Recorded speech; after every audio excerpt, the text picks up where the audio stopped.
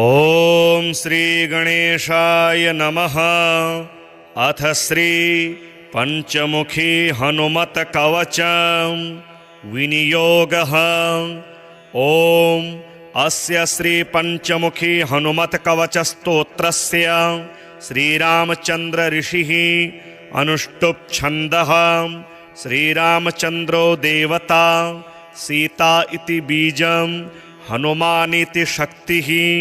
हनुमत प्रीत्यर्थे जपे विनियोगः। अथ ध्यानम्।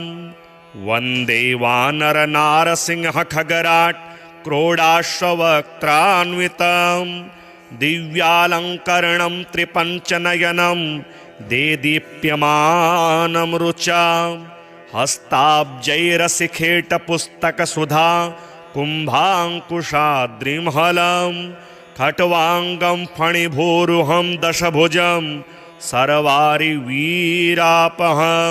श्रीरामदूताय आञ्जनेयाय वायुपुत्राय महाबलाय सीताशोकनिवारणाय महाबलप्रचण्डाय लङ्कापुरी दहनाय फाल्गुनसखाय कोलाहल सकल ब्रह्मांड विश्वरूपाय सप्तसमुद्रान्तराललङ्घिताय पिङ्गलनयनायामित विक्रमाय सूर्यबिम्बफल सेवाधिष्ठित पराक्रमाय संजीवन्या अंगदलक्ष्मण महाकपिसैन्य प्राणदात्रे दशग्रीव विद्वंसनाय रामेष्टाय सीता सहित रामचंद्रवर प्रसादाय षट प्रयोगागम पंचमुखी हनुमन मंत्र जपे विनियोगः। ओम हरिमर्कट मर्कटाय स्वाहा। ओम हरिमर्कट मर्कटाय वं वं वं वं वं वषट् स्वाहा। ओम हरिमर्कट मर्कटाय फं फं फं फं फं फट् स्वाहा। ओम हरिमर्कट मर्कटाय खं खं खं खं खं मारणाय स्वाहा। ओम हरिमर्कट मर्कटाय ठं ठं ठं ठं ठं स्तंभनाय स्वाहा। ओम हरिमर्कटमर्कटाय डं डं डं डं डं आकर्षणाय सकल संपत्कराय पंचमुखी वीर हनुमते स्वाहा। ओम ढं ढं ढं ढं ढं कूर्ममूर्तये पंचमुखी हनुमते पारयंत्र तंत्रोच्चाटनाय स्वाहा। कं खं गं घं ङं चं छं जं झं यं टं ठं डं ढं णं तं थं दं धं नं पं फं बं भं मं यं रं लं वं शं सं शं हं शं स्वाहा इति दिग्बन्धः। ओम पूर्वकपिमुखाय पंचमुखी हनुमते ठं ठं ठं ठं ठं सकल शत्रु संहरणाय स्वाहा। ओम दक्षिणमुखाय पंचमुखी हनुमते करालवदनाय नरसिंहाय ह्रां ह्रां ह्रां ह्रां ह्रां सकल भूत प्रेत दमनाय स्वाहा। ओम पश्चिम मुखाय गरुडासनाय पंचमुखी वीर हनुमते मम मम मम मम मम सकल विषहराय स्वाहा। ओम उत्तर मुखे आदिवराहाय लं लं लं लं लं नरसिंहाय नीलकंठाय पंचमुखी हनुमते स्वाहा। ओम अंजनासुताय वायुपुत्राय महाबलाय रामेष्टफाल्गुनसखाय सीताशोकनिवारणाय लक्ष्मणप्राणरक्षकाय कपिसैन्यप्रकाशाय दशग्रीवाभिमानदहनाय श्रीरामचन्द्रवरप्रसादकाय महावीर्याय प्रथम ब्रह्माण्डनायकाय पंचमुखी हनुमते भूत प्रेत पिशाच ब्रह्म राक्षस शाकिनी डाकिनी अंतरिक्ष गृह परयंत्र परतंत्र सर्वग्रहोच्चाटनाय सकल शत्रु संहरणाय पंचमुखी हनुमद्वर प्रसादाय सर्वरक्षकाय जम जम जम जम स्वाहा। पठित्वेदं तु कवचं महान्तं कवचं पठेत् एकवारं पठे नित्यं सर्वशत्रुनिवारणं द्विवारं तो पठे नित्यं पुत्रपौत्र प्रवर्धनं त्रिवारं पठते नित्यं सर्वसंपत्करं परं चतुर्वारं पठे नित्यं सर्वमर्त्यवशंकरं पंचवारं पठे नित्यं सर्वरोगनिवारणं षड्वारं तो पठे नित्यं सर्वदेववशीकरं सप्तवारं पठे नित्यं सर्वकामार्थसिद्धिदम् अष्टवारं पठे नित्यं सर्वसौभाग्यदायकं नववारं पठे नित्यं सर्वैश्वर्यप्रदायकं दशवारं पठेन्नित्यं त्रैलोक्यज्ञानदर्शनम् एकादशं पठेन्नित्यं सर्वसिद्धिं लभेन्नरः कवचं स्मृतिमात्रेण महालक्ष्मी फलप्रदम् तस्माच्च प्रयता भाव्यं कार्यं हनुमतः प्रियम्। श्री शनिभार्या एवं शनि स्तोत्रम्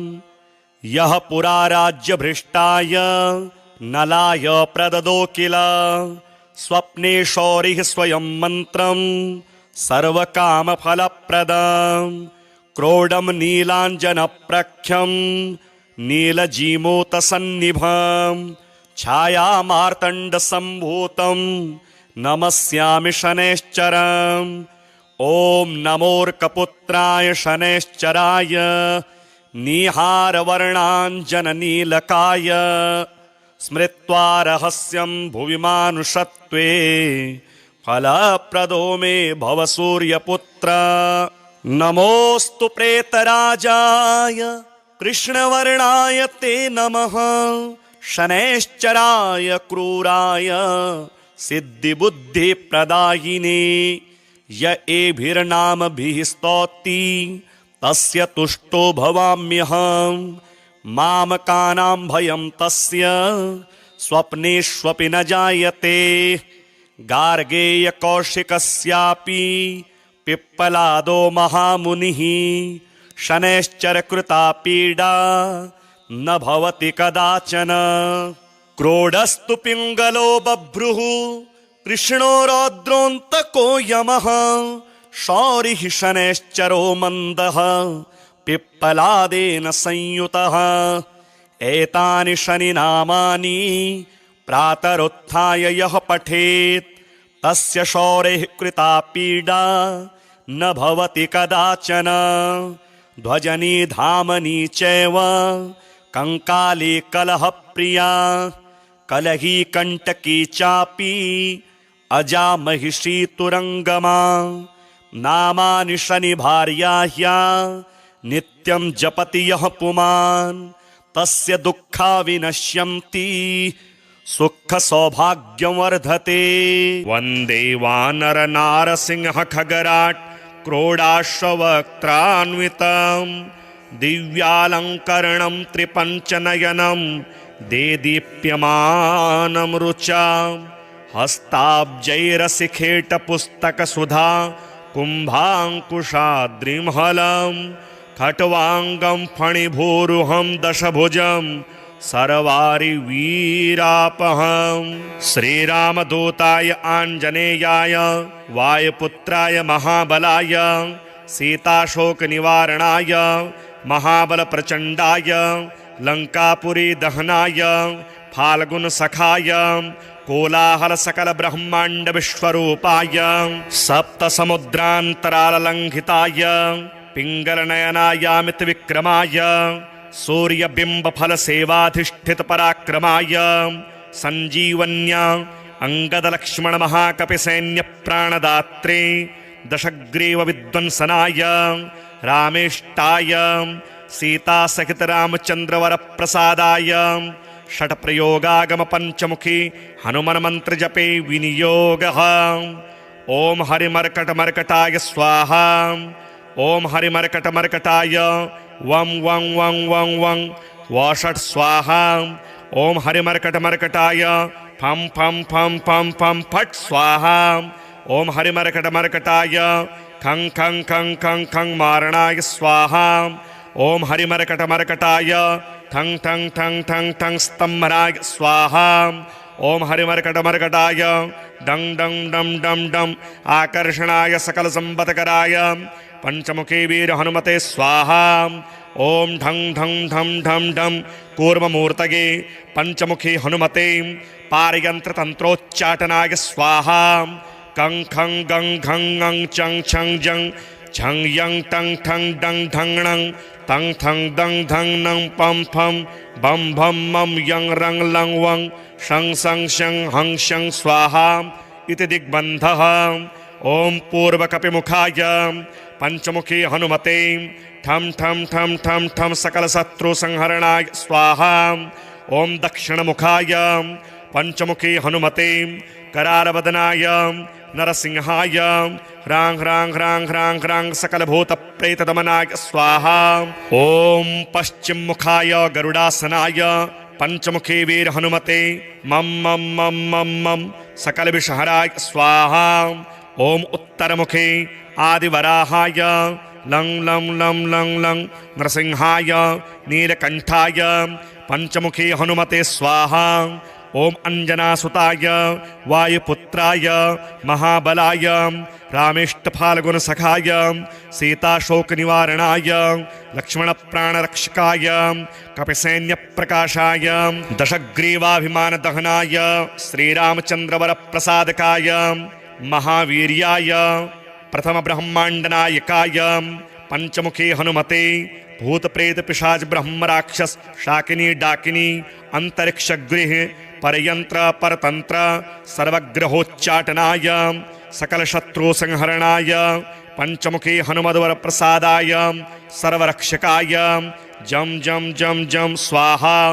पठित्वेदं तु कवचं महान्तं कवचं पठेत् एकवारं पठे नित्यं सर्वशत्रुनिवारणं द्विवारं तो पठे नित्यं पुत्रपौत्र प्रवर्धनं त्रिवारं पठते नित्यं सर्वसंपत्करं परं चतुर्वारं पठे नित्यं सर्वमर्त्यवशंकरं पंचवारं पठे नित्यं सर्वरोगनिवारणं षड्वारं तो पठे नित्यं सर्वदेववशीकरं सप्तवारं पठे नित्यं सर्वकामार्थसिद्धिदम् अष्टवारं पठे नित्यं सर्वसौभाग्यदायकं नववारं पठे नित्यं सर्वैश्वर्यप्रदायकं दशवारं पठे नित्यं त्रैलोक्यज्ञानदर्शनम् एकादशं पठे नित्यं सर्वसिद्धिं लभेन्नरः कवचं स्मृतिमात्रेण महालक्ष्मी फलप्रदम् तस्माच्च प्रयता भाव्यं कार्यं हनुमतः प्रिय।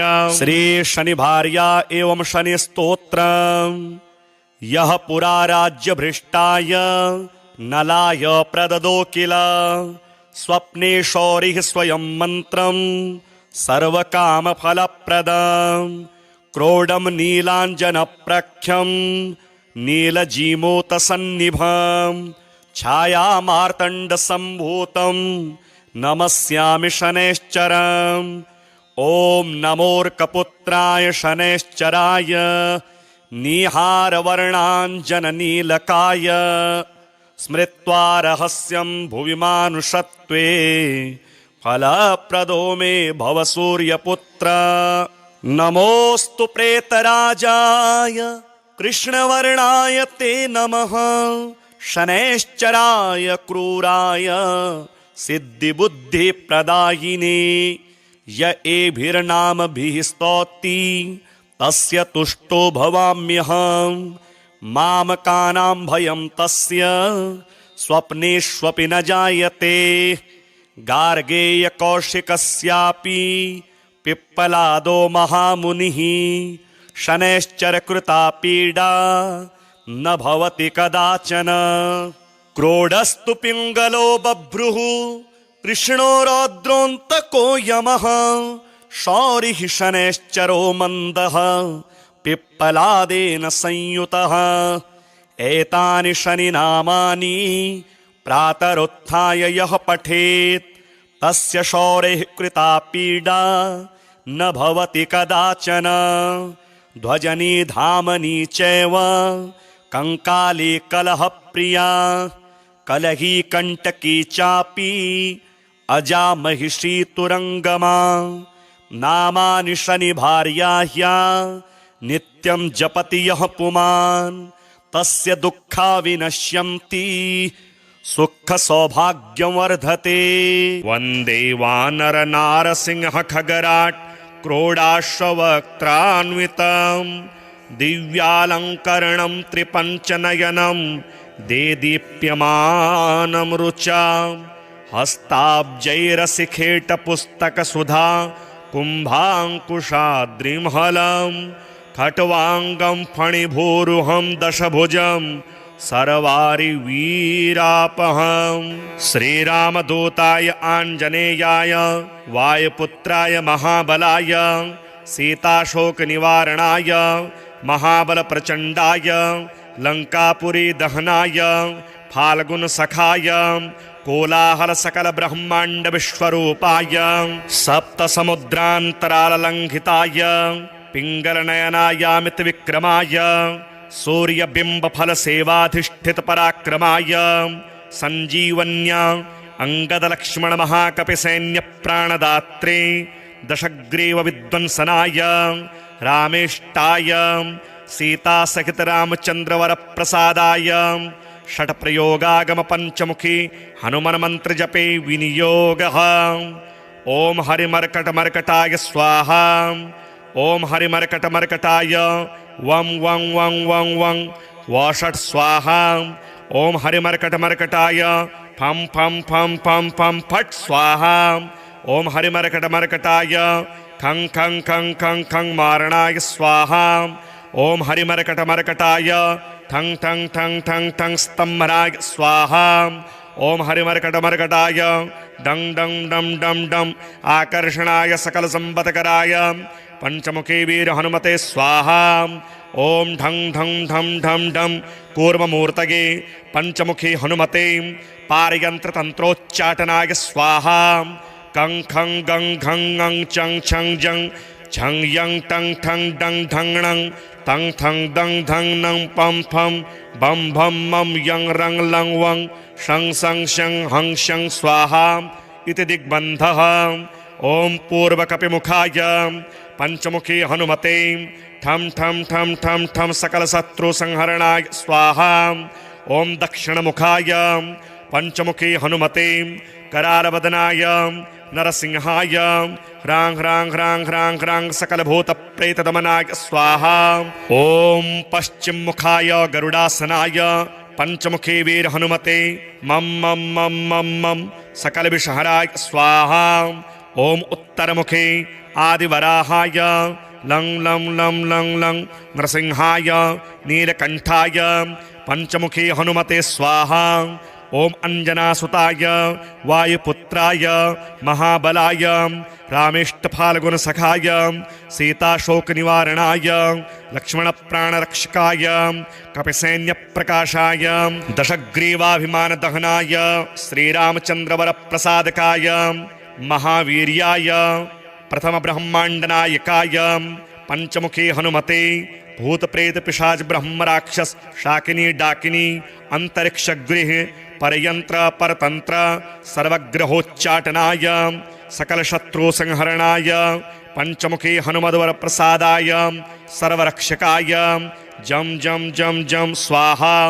पठित्वेदं तु कवचं महान्तं कवचं पठेत् एकवारं पठे नित्यं सर्वशत्रुनिवारणं द्विवारं तो पठे नित्यं पुत्रपौत्र प्रवर्धनं त्रिवारं पठते नित्यं सर्वसंपत्करं परं चतुर्वारं पठे नित्यं सर्वमर्त्यवशंकरं पंचवारं पठे नित्यं सर्वरोगनिवारणं षड्वारं तो पठे नित्यं सर्वदेववशीकरं सप्तवारं पठे नित्यं सर्वकामार्थसिद्धिदम् अष्टवारं पठे नित्यं सर्वसौभाग्यदायकं नववारं पठे नित्यं सर्वैश्वर्यप्रदायकं दशवारं पठे नित्यं त्रैलोक्यज्ञानदर्शनम् एकादशं पठे नित्यं सर्वसिद्धिं लभेन्नरः कवचं स्मृतिमात्रेण महालक्ष्मी फलप्रदं तस्माच्च प्रयता भाव्यं कार्यं हनुमतः प्रियं। श्री शनिभार्या एवं शनि स्तोत्रम्। यह पुरा राज्य भ्रष्टाय नलाय प्रददो किल स्वप्ने शौरिः स्वयं मंत्रं सर्वकामफलप्रदं क्रोडं नीलाञ्जनप्रख्यं नीलजीमूतसन्निभं छायामार्तण्डसम्भूतं नमस्यामि शनैश्चरम्। ॐ नमोऽर्कपुत्राय शनैश्चराय निहारवर्णाञ्जननीलकाय स्मृत्वा रहस्यं भुवि मानुषत्वे फलप्रदो मे भव सूर्यपुत्र। नमोऽस्तु प्रेतराजाय कृष्णवर्णाय ते नमः शनैश्चराय क्रूराय सिद्धिबुद्धिप्रदायिने य एभिर्नामभिः स्तौति तस्य तुष्टो भवाम्यहम् मामकानां भयं तस्य स्वप्नेष्वपि न जायते। गार्गेयकौशिकस्यापि पिप्पलादो महामुनिः शनैश्चरकृता पीडा न भवति कदाचन। क्रोडस्तु पिङ्गलो बभ्रुः कृष्णो रौद्रोऽन्तको यमः शौरिः शनैश्चरो मन्दः पिप्पलादेन संयुतः। एतानि शनिनामानि प्रातरुत्थाय यः पठेत् तस्य शौरेः कृता पीडा न भवति कदाचन। ध्वजनी धामनी चैव कंकाली कलहप्रिया कलही कंटकी चापि अजा महिषी तुरंगमा। नामानि शनिभार्याह्या नित्यं जपति यः पुमान् तस्य दुःखा विनश्यन्ति सुख सौभाग्यं वर्धते। वन्दे वानर नारसिंह खगराट् क्रोडाश्ववक्त्रान्वितं दिव्यालङ्करणं त्रिपञ्चनयनं देदीप्यमानं रुचां हस्ताब्जैरसिखेटपुस्तकसुधा कुम्भाङ्कुशाद्रिमहलं खट्वाङ्गं फणिभूरुहं दशभुजं सर्वारिवीरापहं। श्रीरामदूताय आञ्जनेयाय वायुपुत्राय महाबलाय सीताशोकनिवारणाय महाबलप्रचण्डाय लङ्कापुरी दहनाय फाल्गुनसखाय कोलाहलसकलब्रह्माण्डविश्वरूपाय सप्तसमुद्रान्तराललङ्घिताय पिङ्गलनयनायामितविक्रमाय सूर्यबिम्बफलसेवाधिष्ठितपराक्रमाय सञ्जीवन्या अङ्गदलक्ष्मणमहाकपिसैन्यप्राणदात्रे दशग्रीवविध्वंसनाय रामेष्टाय सीतासहितरामचन्द्रवरप्रसादाय षट्प्रयोगागमपञ्चमुखी हनुमन्मन्त्रजपे विनियोगः। ॐ हरिमर्कटमर्कटाय स्वाहा। ॐ हरिमर्कटमर्कटाय वं वं वं वं वं वषट् स्वाहा। ॐ हरिमर्कटमर्कटाय फं फं फं फं फं फट् स्वाहा। ॐ हरिमर्कटमर्कटाय खं खं खं खं खं मारणाय स्वाहा। ॐ हरिमर्कटमर्कटाय ठं ठं ठं ठं ठं स्तम्भनाय स्वाहा। ॐ हरिमर्कटमर्कटाय डं डं डं डं डं आकर्षणाय सकलसम्पत्कराय पंचमुखी वीर हनुमते स्वाहा। ओम ढं ढं ढं ढं ढं कूर्ममूर्तये पंचमुखी हनुमते पारयंत्र तंत्रोच्चाटनाय स्वाहा। कं खं गं घं ङं चं छं जं छं यं टं ठं डं ढं णं तं थं दं धं नं पं फं बं भं मं यं रं लं वं शं सं शं हं शं स्वाहा इति दिग्बन्धः।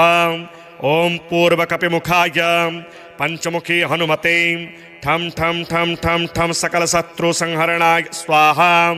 ओम दक्षिणमुखाय पंचमुखी हनुमते करालवदनाय नरसिंहाय ह्रां ह्रां ह्रां ह्रां ह्रां सकलभूतप्रेतदमनाय स्वाहा। ओम पश्चिममुखाय गरुडासनाय पंचमुखी वीर हनुमते मम मम मम मम मम सकलविषहराय स्वाहा। ओम उत्तरमुखे आदिवराहाय लं लं लं लं लं नरसिंहाय नीलकंठाय पंचमुखी हनुमते स्वाहा।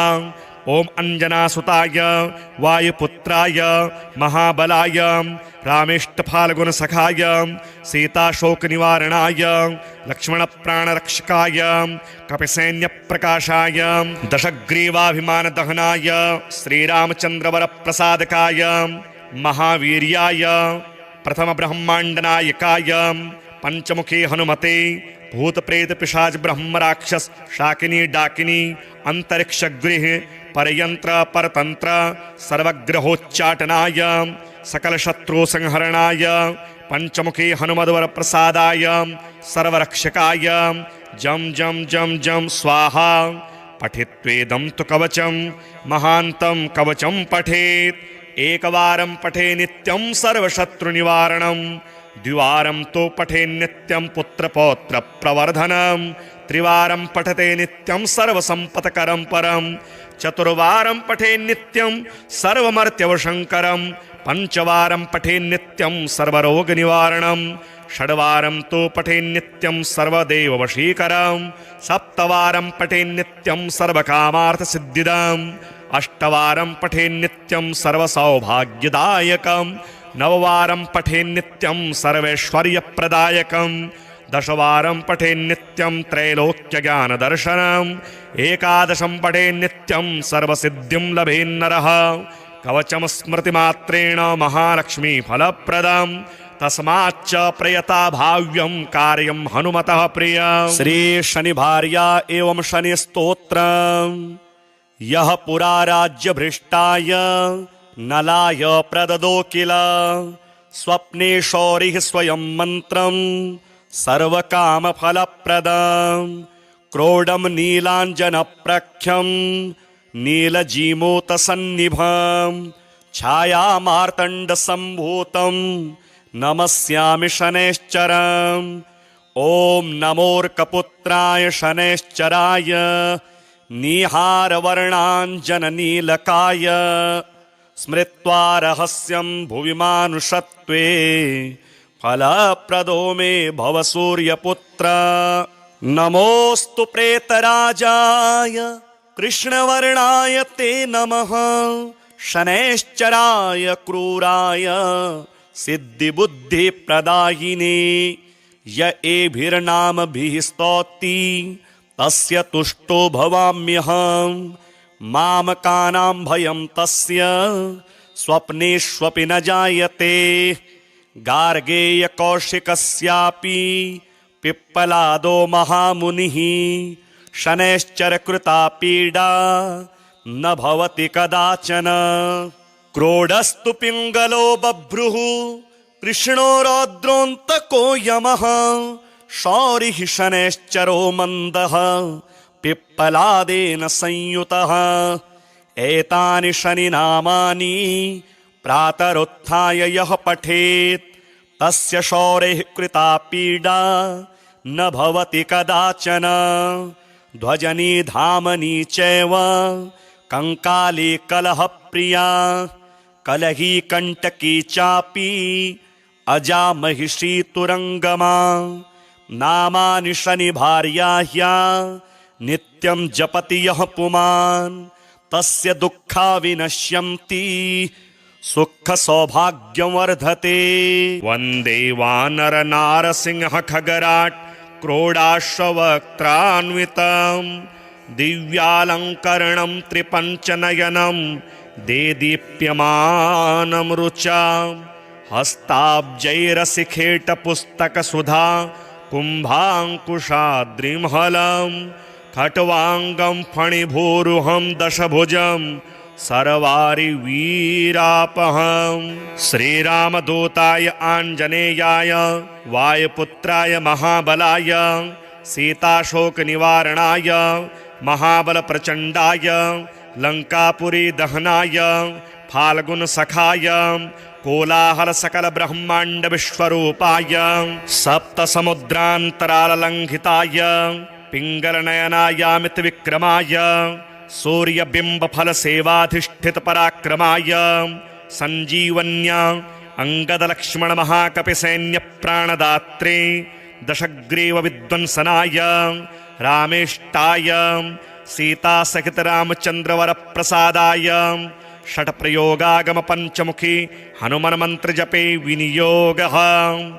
ॐ हरिमर्कटमर्कटाय स्वाहा ॐ हरिमर्कटमर्कटाय वं वं वं वं वं वषट् स्वाहा ॐ हरिमर्कटमर्कटाय फं फं फं फं फं फट् स्वाहा ॐ हरिमर्कटमर्कटाय खं खं खं खं खं मारणाय स्वाहा ॐ हरिमर्कटमर्कटाय ठं ठं ठं ठं ठं स्तम्भनाय स्वाहा ॐ हरिमर्कटमर्कटाय डं डं डं डं डं आकर्षणाय सकलसम्पत्कराय पंचमुखी वीर हनुमते स्वाहा ॐ ढं ढं ढं ढं ढं कूर्ममूर्तये पंचमुखी हनुमते पारयन्त्रतन्त्रोच्चाटनाय स्वाहा कं खं गं घं ङं चं छं जं झं यं टं ठं डं ढं णं तं थं दं धं नं पं फं बं भं मं यं रं लं वं शं सं शं हं शं स्वाहा इति दिग्बन्धः।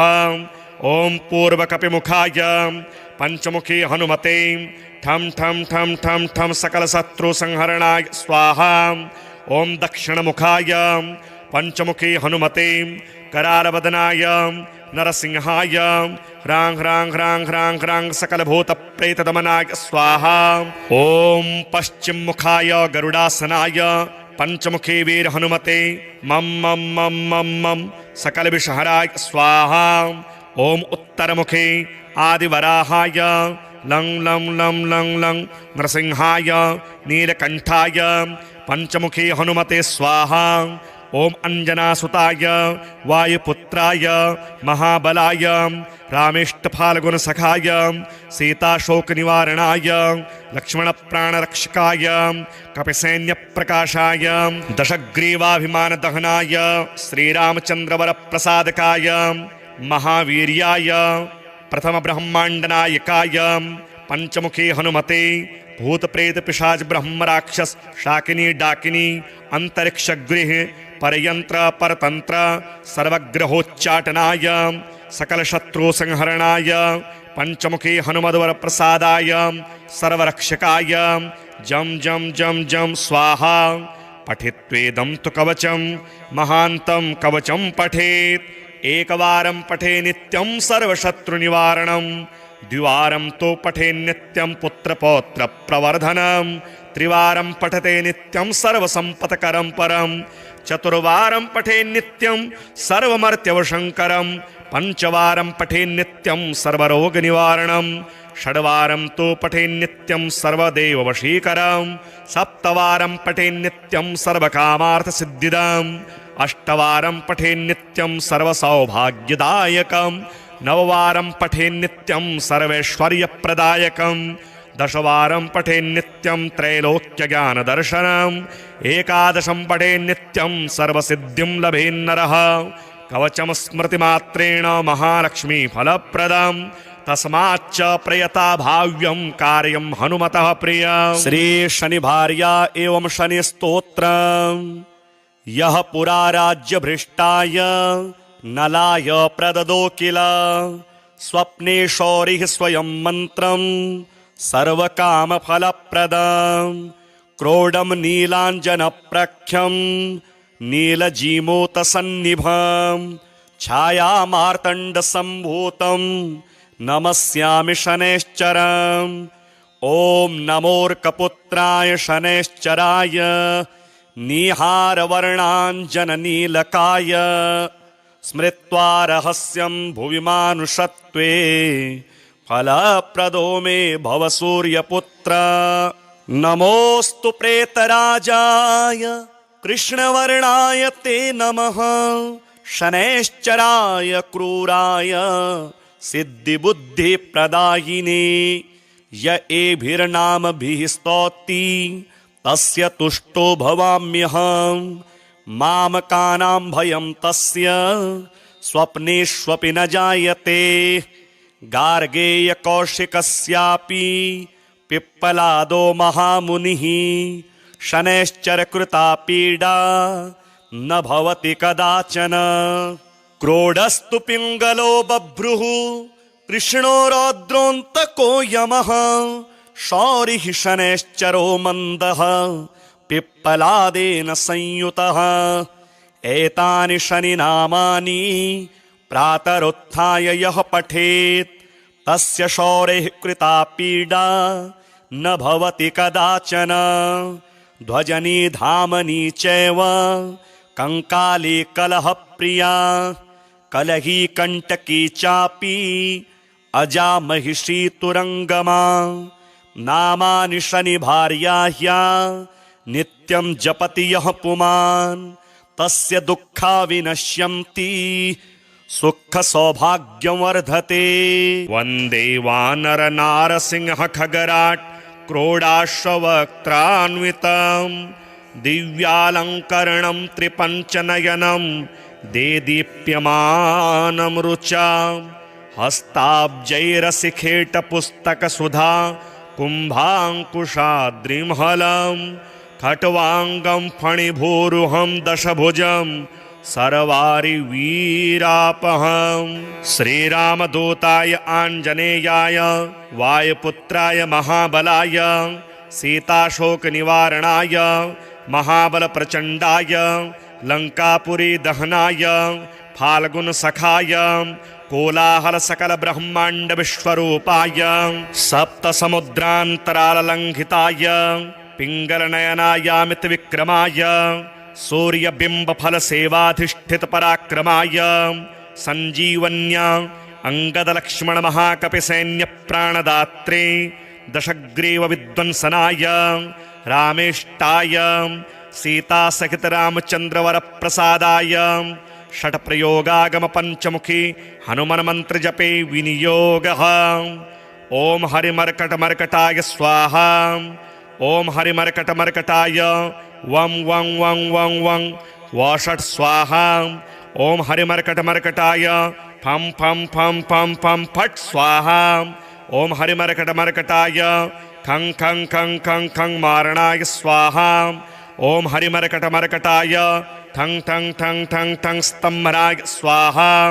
ओम हरिमर्कट मर्कटाय डं डं डं डं डं आकर्षणाय सकल संपत्कराय पंचमुखी वीर हनुमते स्वाहा। ओम ढं ढं ढं ढं ढं कूर्ममूर्तये पंचमुखी हनुमते पारयंत्र तंत्रोच्चाटनाय स्वाहा। कं खं गं घं ङं चं छं जं छं यं टं ठं डं ढं णं तं थं दं धं नं पं फं बं भं मं यं रं लं वं शं सं शं हं शं स्वाहा इति दिग्बन्धः। ओम पूर्वकपिमुखाय पंचमुखी हनुमते ठं ठं ठं ठं ठं सकल शत्रु संहरणाय स्वाहा। ओम दक्षिणमुखाय पंचमुखी हनुमते करालवदनाय नरसिंहाय ह्रां ह्रां ह्रां ह्रां ह्रां सकल भूत प्रेत दमनाय स्वाहा। ओम पश्चिम मुखाय गरुडासनाय पंचमुखी वीर हनुमते मम मम मम मम मम सकल विषहराय स्वाहा। ओम उत्तर मुखे आदिवराहाय लं लं लं लं लं नरसिंहाय नीलकंठाय पंचमुखी हनुमते स्वाहा। ओम अंजनासुताय वायुपुत्राय महाबलाय रामेष्टफाल्गुनसखाय सीताशोकनिवारणाय लक्ष्मणप्राणरक्षकाय कपिसैन्यप्रकाशाय दशग्रीवाभिमानदहनाय श्रीरामचन्द्रवरप्रसादकाय महावीर्याय प्रथम ब्रह्मांडनायकाय पंचमुखी हनुमते भूत प्रेत पिशाच ब्रह्म राक्षस शाकिनी डाकिनी अंतरिक्ष गृह परयंत्र परतंत्र सर्वग्रहोच्चाटनाय सकल शत्रु संहरणाय पंचमुखी हनुमद्वर प्रसादाय सर्वरक्षकाय जम जम जम जम स्वाहा।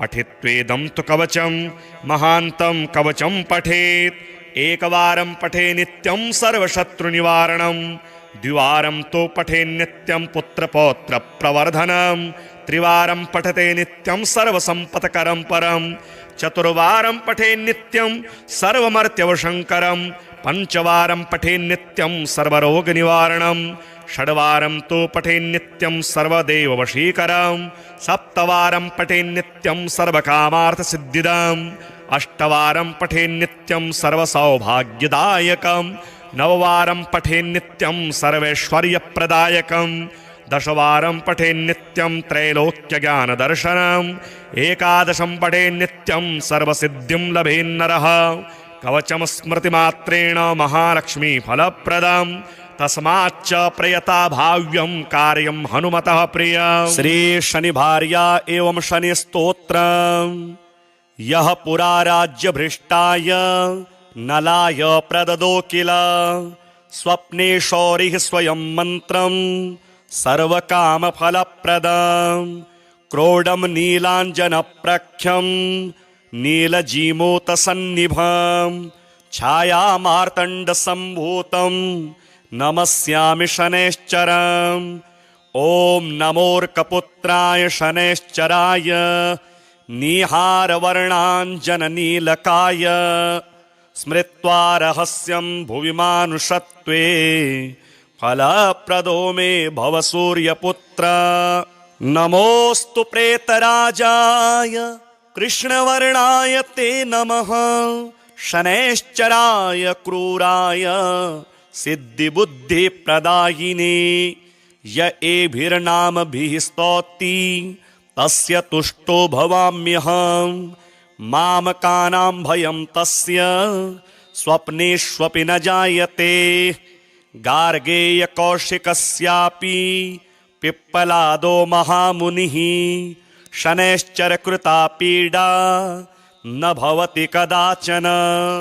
क्रोडस्तु पिङ्गलो बभ्रुः कृष्णो रौद्रोऽन्तको यमः। शौरिः शनैश्चरो मन्दः पिप्पलादेन संयुतः। एतानि शनिनामानि प्रातरुत्थाय यः पठेत् तस्य शौरेः कृता पीडा न भवति कदाचन। ध्वजनी धामनी चैव कंकाली कलहप्रिया कलही कंटकी चापि अजा महिषी तुरंगमा। नामानि शनिभार्याह्या नित्यं जपति यः पुमान् तस्य दुःखा विनश्यन्ति सुख सौभाग्यं वर्धते। वन्दे वानर नारसिंह खगराट् क्रोडाश्ववक्त्रान्वितं दिव्यालङ्करणं त्रिपञ्चनयनं देदीप्यमानं रुचां। हस्ताब्जैरसिखेटपुस्तकसुधा कुम्भाङ्कुशाद्रिमहलं खट्वाङ्गं फणिभूरुहं दशभुजं सर्वारिवीरापहम्। श्रीरामदूताय आञ्जनेयाय वायुपुत्राय महाबलाय सीताशोकनिवारणाय महाबलप्रचण्डाय लङ्कापुरी दहनाय फाल्गुनसखाय कोलाहलसकलब्रह्माण्डविश्वरूपाय सप्तसमुद्रान्तराललङ्घिताय पिङ्गलनयनायामितविक्रमाय सूर्यबिम्बफलसेवाधिष्ठितपराक्रमाय सञ्जीवन्या अङ्गदलक्ष्मणमहाकपिसैन्यप्राणदात्रे दशग्रीवविध्वंसनाय रामेष्टाय सीतासहितरामचन्द्रवरप्रसादाय षट्प्रयोगागमपञ्चमुखी हनुमन्मन्त्रजपे विनियोगः। ॐ हरिमर्कटमर्कटाय स्वाहा। ॐ हरिमर्कटमर्कटाय वं वं वं वं वं वषट् स्वाहा। ॐ हरिमर्कटमर्कटाय फं फं फं फं फं फट् स्वाहा। ॐ हरिमर्कटमर्कटाय खं खं खं खं खं मारणाय स्वाहा। ॐ हरिमर्कटमर्कटाय ठं ठं ठं ठं ठं स्तम्भराय स्वाहा। ॐ हरिमर्कटमर्कटाय डं डं डं डं डं आकर्षणाय सकलसम्पत्कराय पंचमुखी वीर हनुमते स्वाहा। ओम ढं ढं ढं ढं ढं कूर्ममूर्तये पंचमुखी हनुमते पारयंत्र तंत्रोच्चाटनाय स्वाहा। कं खं गं घं ङं चं छं जं झं यं टं ठं डं ढं णं तं थं दं धं नं पं फं बं भं मं यं रं लं वं शं सं शं हं शं स्वाहा इति दिग्बन्धः। ओम पूर्वकपिमुखाय पंचमुखी हनुमते ठं ठं ठं ठं ठं सकलशत्रुसंहरणाय स्वाहा। ओम दक्षिणमुखाय पंचमुखी हनुमते करालवदनाय नरसिंहाय ह्रां ह्रां ह्रां ह्रां ह्रां सकलभूतप्रेतदमनाय स्वाहा। ओम पश्चिममुखाय गरुडासनाय पंचमुखी वीर हनुमते मम मम मम मम मम सकलविषहराय स्वाहा। ओम उत्तरमुखे आदिवराहाय लं लं लं लं लं नरसिंहाय नीलकंठाय पंचमुखी हनुमते स्वाहा। ओम अंजनासुताय वायुपुत्राय महाबलाय रामेष्टफाल्गुनसखाय सीताशोकनिवारणाय लक्ष्मणप्राणरक्षकाय कपिसैन्यप्रकाशाय दशग्रीवाभिमानदहनाय श्रीरामचन्द्रवरप्रसादकाय महावीर्याय प्रथम ब्रह्मांडनायकाय पंचमुखी हनुमते भूत प्रेत पिशाच ब्रह्म राक्षस शाकिनी डाकिनी अंतरिक्ष गृह परयंत्र परतंत्र सर्वग्रहोच्चाटनाय सकल शत्रु संहरणाय पंचमुखी हनुमद्वर प्रसादाय सर्वरक्षकाय जम जम जम जम स्वाहा। पठित्वेदं तु कवचं महान्तं कवचं पठेत् एकवारं पठे नित्यं सर्वशत्रुनिवारणं द्विवारं तो पठे नित्यं पुत्रपौत्र प्रवर्धनं त्रिवारं पठते नित्यं सर्वसम्पत्करं परं चतुर्वारं पठे नित्यं सर्वमर्त्यवशङ्करं पंचवारं पठे नित्यं सर्वरोगनिवारणं षड्वारं तो पठे नित्यं सर्वदेववशीकरं सप्तवारं पठे नित्यं सर्वकामार्थसिद्धिदम् अष्टवारं पठे नित्यं सर्वसौभाग्यदायकं नववारं पठे नित्यं सर्वैश्वर्यप्रदायकं दशवारं पठे नित्यं त्रैलोक्यज्ञानदर्शनम् एकादशं पठे नित्यं सर्वसिद्धिं लभेन्नरः कवचं स्मृतिमात्रेण महालक्ष्मी फलप्रदम् तस्माच्च प्रयता भाव्यं कार्यं हनुमतः प्रियम्। श्री शनि भार्या एवं शनि स्तोत्रम्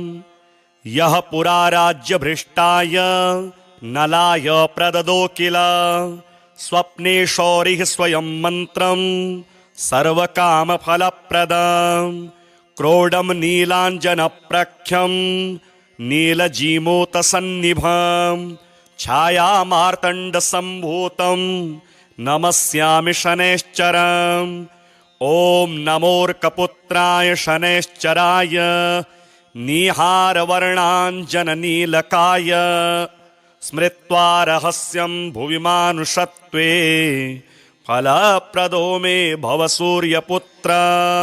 नमोऽस्तु प्रेतराजाय कृष्णवर्णाय ते नमः शनैश्चराय क्रूराय सिद्धिबुद्धिप्रदायिने य एभिर्नामभिः स्तौति तस्य तुष्टो भवाम्यहं मामकानां भयं तस्य स्वप्नेष्वपि न जायते।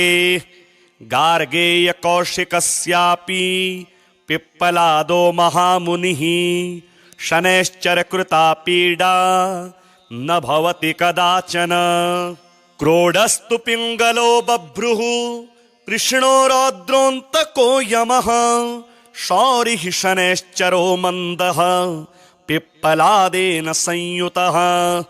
एतानि शनिनामानि प्रातरुत्थाय यः पठेत् तस्य शौरेः कृता पीडा न भवति कदाचन। ध्वजनी धामनी चैव कंकाली कलहप्रिया कलही कंटकी चापि अजा महिषी तुरंगमा। नामानि शनि भार्याह्या नित्यं जपति यः पुमान् तस्य दुःखा विनश्यन्ति सुख सौभाग्यं वर्धते। वन्दे वानर नारसिंह खगराट् क्रोडाश्ववक्त्रान्वितं दिव्यालङ्करणं त्रिपञ्चनयनं देदीप्यमानं रुचां हस्ताब्जैरसिखेटपुस्तकसुधा कुम्भाङ्कुशाद्रिमहलं खट्वाङ्गं फणिभूरुहं दशभुजं सर्वारिवीरापहं। श्रीरामदूताय आञ्जनेयाय वायुपुत्राय महाबलाय सीताशोकनिवारणाय महाबलप्रचण्डाय लङ्कापुरी दहनाय फाल्गुनसखाय कोलाहलसकलब्रह्माण्डविश्वरूपाय सप्तसमुद्रान्तराललङ्घिताय पिङ्गलनयनायामितविक्रमाय सूर्यबिम्बफलसेवाधिष्ठितपराक्रमाय सञ्जीवन्या अङ्गदलक्ष्मणमहाकपिसैन्यप्राणदात्रे दशग्रीवविध्वंसनाय रामेष्टाय सीतासहितरामचन्द्रवरप्रसादाय षट्प्रयोगागमपञ्चमुखी हनुमन्मन्त्रजपे विनियोगः। ॐ हरिमर्कटमर्कटाय स्वाहा। ॐ हरिमर्कटमर्कटाय वं वं वं वं वं वषट् स्वाहा। ॐ हरिमर्कटमर्कटाय फं फं फं फं फं फट् स्वाहा। ॐ हरिमर्कटमर्कटाय खं खं खं खं खं मारणाय स्वाहा ॐ हरिमर्कटमर्कटाय ठं ठं ठं ठं ठं स्तम्भनाय स्वाहा ॐ हरिमर्कटमर्कटाय डं डं डं डं डं आकर्षणाय सकलसम्पत्कराय पंचमुखी वीर हनुमते स्वाहा ॐ ढं ढं ढं ढं ढं कूर्ममूर्तये पंचमुखी हनुमते पारयन्त्रतन्त्रोच्चाटनाय स्वाहा कं खं गं घं ङं चं छं जं झं यं टं ठं डं ढं णं तं ठं दं धं नं पं फं बं भं मं यं रं लं वं शं सं शं हं शं स्वाहा इति दिग्बन्धः। ॐ पूर्वकपिमुखाय पंचमुखी हनुमते ठं ठं ठं ठं ठं सकलशत्रुसंहरणाय स्वाहा ॐ दक्षिणमुखाय पंचमुखी हनुमते करालवदनाय नरसिंहाय ह्रां ह्रां ह्रां ह्रां ह्रां सकलभूतप्रेतदमनाय स्वाहा ॐ पश्चिममुखाय गरुडासनाय पंचमुखी वीर हनुमते मं मं मं मं मं सकलविषहराय स्वाहा ॐ उत्तरमुखे आदिवराहाय लं लं लं लं लं नरसिंहाय नीलकण्ठाय पंचमुखी हनुमते स्वाहा ॐ अंजनासुताय वायुपुत्राय महाबलाय रामेष्टफाल्गुनसखाय सीताशोकनिवारणाय लक्ष्मणप्राणरक्षकाय कपिसैन्यप्रकाशाय दशग्रीवाभिमानदहनाय श्रीरामचन्द्रवरप्रसादकाय महावीर्याय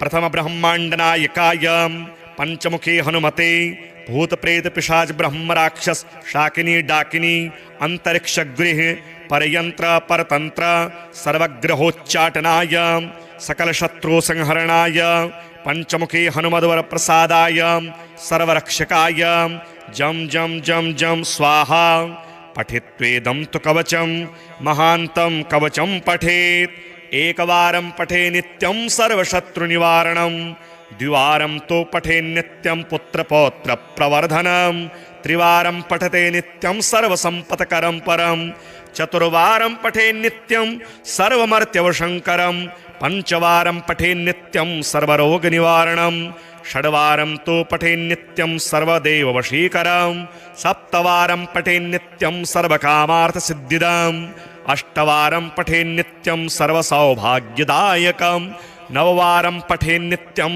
सर्वैश्वर्यप्रदायकं दशवारं पठे नित्यं त्रैलोक्यज्ञानदर्शनम् एकादशं पठे नित्यं सर्वसिद्धिं लभेन्नरः कवचं स्मृतिमात्रेण महालक्ष्मीफलप्रदं तस्माच्च प्रयता भाव्यं कार्यं हनुमतः प्रियं। श्री शनिभार्या एवं शनि स्तोत्रम् यः पुरा राज्यभ्रष्टाय नलाय प्रददो किल स्वप्ने शौरिः स्वयं मन्त्रं सर्वकामफलप्रदं क्रोडं नीलाञ्जनप्रख्यं नीलजीमूतसन्निभं छायामार्तण्डसम्भूतं नमस्यामि शनैश्चरम् ॐ नमोऽर्कपुत्राय शनैश्चराय नीहारवर्णाञ्जननीलकाय स्मृत्वा रहस्यं भुवि मानुषत्वे फलप्रदो मे भव सूर्यपुत्र। नमोऽस्तु प्रेतराजाय कृष्णवर्णाय ते नमः शनैश्चराय क्रूराय सिद्धिबुद्धिप्रदायिने य एभिर्नामभिः स्तौति तस्य तुष्टो भवाम्यहम् मामकानां भयं तस्य स्वप्नेष्वपि न जायते गार्गेयकौशिकस्यापि पिप्पलादो महामुनिः शनैश्चरकृता पीडा न भवति कदाचन क्रोडस्तु पिङ्गलो बभ्रुः कृष्णो रौद्रोऽन्तको यमः शौरिः शनैश्चरो मन्दः पिप्पलादेन संयुतः एतानि शनिनामानि प्रातरुत्थाय यः पठेत् तस्य शौरेः कृता पीडा न भवति कदाचन ध्वजनी धामनी चैव कंकाली कलहप्रिया कलही कंटकी चापि अजामहिषी तुरंगमा नामानि शनि भार्याह्या नित्यं जपति यः पुमान् तस्य दुःखा विनश्यन्ति सुख सौभाग्यं वर्धते।